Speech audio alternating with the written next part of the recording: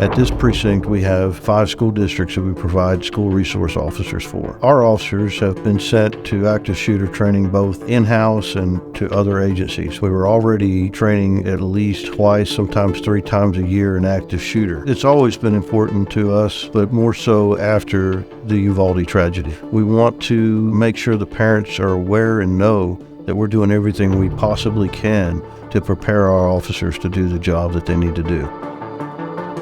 The students have the opportunity to taste something that is international, coming from a different country, like Israel. This is not something that is based on theory, it's based on reality. And the tactics are not well known in the United States. We are bringing a new type of approach, new fresh eyes, and that adds to the toolbox of every law enforcement, every police officer that they can use. The system discussed with us and what he provided in training sounded very impressive, and then actually having him come here and do the training and get to observe it confirmed for me the value that this is bringing to our agency and our training. Well, someone with the expertise that maybe we don't have here, evaluating the performance of our officers, and it better prepares them in the event something happens. Just because we're taking a class for active shooter at a school doesn't mean that it couldn't be our deputies responding to an active shooter at a mall, at a store, at a church. I'm giving them an opportunity to expand their knowledge,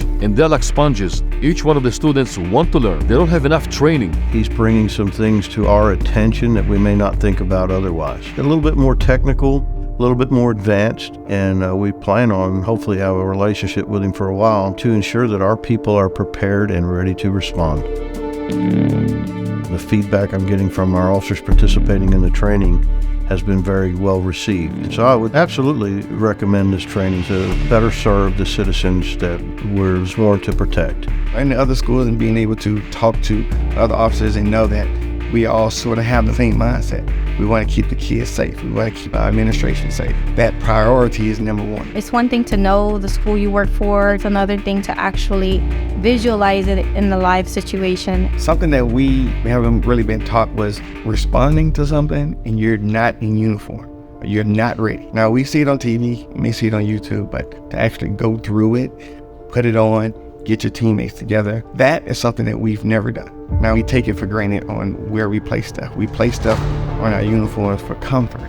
In a tactical situation, everything that I had was out of place. And I could swear I was the best officer in the world. A lot of our trainers are in law enforcement, and these are more military style trainings, so it's just something we haven't been taught before, but it's an open-minded thing. No shortcuts. When you come to the training, you have to come prepared. I know sometimes we take for granted that, hey, we could do these things, we can carry the weight, it's not a problem, but it reminds you of your fitness level, and it's a lot more challenging, more intense, it's more realistic. The benefit of this is a well-trained, prepared officer to respond to any situation. Anytime you train an officer and you put them under stress and you put them under a situation where they have to react, it builds confidence and it helps the officer prepare for the unknown when they encounter that.